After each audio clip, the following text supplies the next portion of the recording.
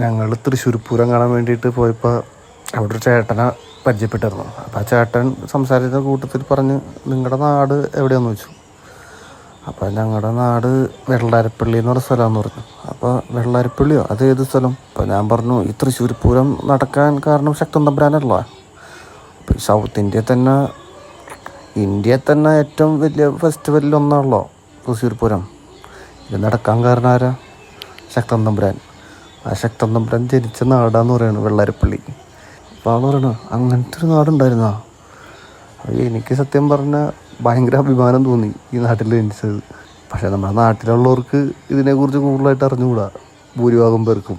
അതിന് വേണ്ടിയിട്ടൊന്നും നാട്ടിൽ ജനിച്ച സ്ഥലം എന്നുള്ള രീതിയിൽ നമ്മുടെ നാട്ടിലാണേലും ഒന്നും നമ്മളായിട്ടൊന്നും ചെയ്തിട്ടുമില്ല. അപ്പോൾ ആൾ പറഞ്ഞ് ജനിച്ചത് അവിടെയാണെങ്കിലും ഞങ്ങൾക്ക് ശക്തൻ തമ്പുരാൻകാരോട് തൃശ്ശൂർ അടിച്ചു പൊളിക്കാൻ പറ്റിയില്ല. ഇത്